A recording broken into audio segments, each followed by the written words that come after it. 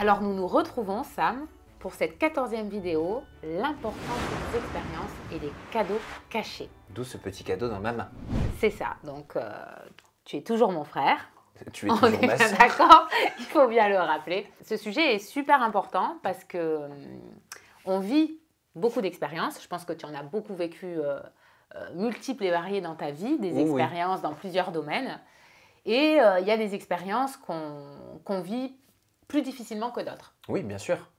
Et ben, c'est justement au travers de tous ces moments pénibles qu'on traverse que derrière se cachent, contre toute attente, des cadeaux cachés qui justement nous permettent d'accéder à une ouverture. Oui, parce que sur le coup, quand on vit ces expériences qui ne sont pas forcément agréables, ben on a l'impression que tout s'effondre, on a la sensation que le monde s'écroule. C'est exactement ça. Et qu'on ne peut plus avancer. Est-ce que tu peux me donner un exemple dans ta vie où ça a été extrêmement violent et douloureux dans une expérience que tu as vécue et où sur le moment tu ne voyais que du négatif et du coup ça prenait le dessus complètement dans ta vie?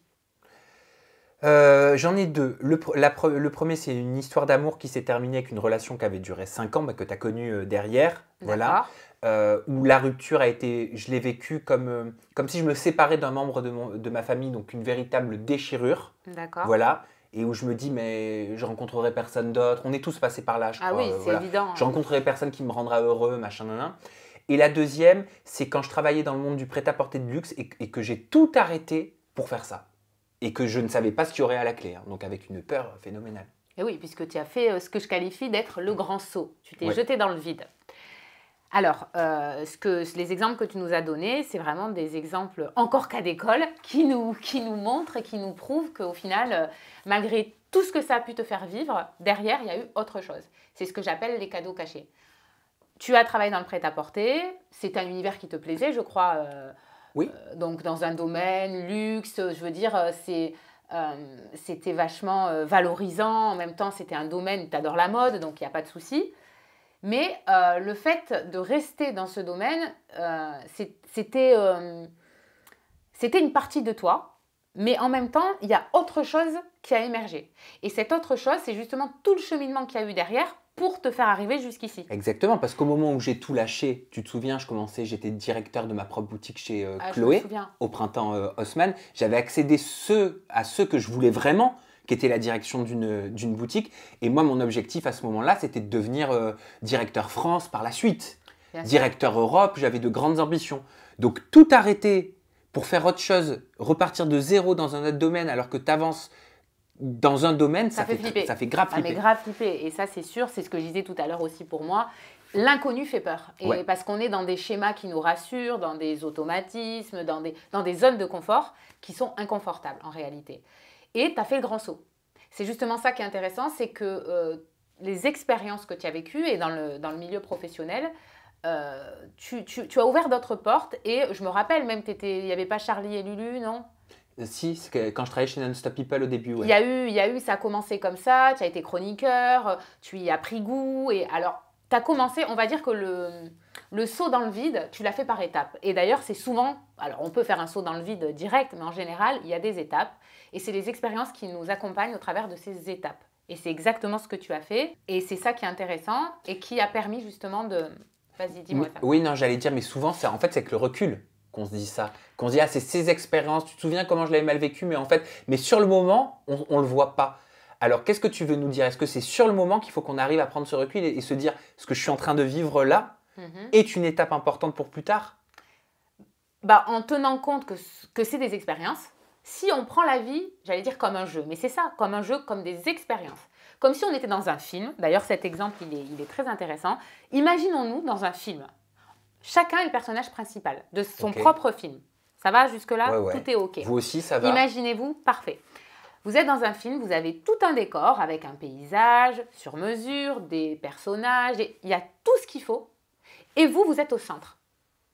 Tout ce qui va se passer autour va mettre le feu sur les... Oui, ça, on le dit comme ça, le feu sur les projecteurs, sur vous. Pour justement mettre en lumière tout ce que vous ne voyez pas forcément. Ça vient vous éclairer. Est-ce que tu me suis jusque-là? Oui. C'est cet éclairage qui m'intéresse. Parce que c'est ce même éclairage qui, justement, permet d'accéder aux expériences et derrière qui génère les cadeaux qu'on ne voit pas toujours sur l'instant. Parce que ces cadeaux-là, justement, ils font partie de tout ce processus qu'on ne peut pas rencontrer si on ne passe pas par toutes ces étapes. Ok, donc exemple concret, ma dépression, on l'appelle comme on veut, là, qui a duré 2 mois et demi à la rentrée. Je me souviens quand je t'avais eu au téléphone, tu m'as dit mais c'est génial que tu t'en rendes compte parce que c'est un cadeau. Mais complètement, bah, ça fait partie, tu vois, c'est bien que tu me le rappelles. Oui, et je le crois et je le pense encore, c'est un cadeau. Parce que la dépression, ça permet de, comme je disais tout à l'heure, de relâcher, enfin tout à l'heure dans une autre vidéo, de relâcher la pression. Or, si on ne relâche pas la pression, bah forcément, ça ne peut pas. C'est comme une bouteille de champagne. Quand elle explose, bah, ça peut faire beaucoup de bruit, ça peut faire très peur, mais au final, ça permet aussi de dépressuriser en fait.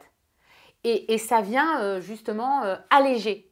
Sauf qu'on ne nous dit pas ça. On nous dit la dépression, c'est compliqué, mais c'est un cadeau. C'est un cadeau parce que c'est une invitation à réajuster les choses. Donc si tu parles de réajustement, ça veut dire que c'est au travers de l'inconfort qu'on peut retrouver un certain confort. J'allais dire un total confort. À terme, un total confort, puisque toutes ces situations et ces expériences inconfortables nous mènent justement en direction de notre vrai confort, puisqu'ils nous permettent de vivre ces expériences où derrière il y a ces cadeaux. Et quand on comprend qu'il y a forcément un cadeau dans chaque expérience, et c'est souvent dans les plus compliquées, les plus douloureuses, on le vit différemment. Donc ça peut être une best practice pour moi, pour les personnes qui nous regardent au quotidien, de se dire, ok, l'étape douloureuse que je suis en train de vivre aujourd'hui ou cette semaine, elle est un futur cadeau. Complètement. Même si sur l'instant, et encore une fois, ça ne veut pas dire qu'on doit le vivre super bien parce que du coup, je vous livre cette astuce. Non, on a le droit, et c'est important de prendre ce droit et de vivre intensément tout ce qui est inconfortable. D'ailleurs, c'est en le vivant et en ne pas le fuyant qu'on peut transformer cela et pouvoir toucher du doigt tous ces cadeaux dont je parle. Ok, c'est agréable de papoter comme ça parce que ça aide. J'espère, c'est le but. Non, mais moi, ça m'aide vraiment à réfléchir parce que je réfléchis énormément, tu le sais. Oui. Et ça, c'est ça me permet de réfléchir sur des cas concrets que je vis au quotidien. Et vous nous le dites aussi dans la barre de commentaires. Ah, on attend. Si vous vous retrouvez, dans certains exemples que ma sœur vous communique ou certaines best practices qu'elle nous donne. Demain, on va parler dans la 15e case qu'on va ouvrir de notre calendrier de l'Avent Objectif 2022, on va parler de la véritable liberté. Okay. C'est ça. Mais oui, parce qu'on dit qu'on est dans le pays de la liberté. Liberté, égalité, fraternité. Tout à fait. Mais on le dit. Voilà, véritable liberté. On va voir ce que c'est cette notion à partir de demain. Prenez soin de vous et merci encore une fois d'avoir été avec nous.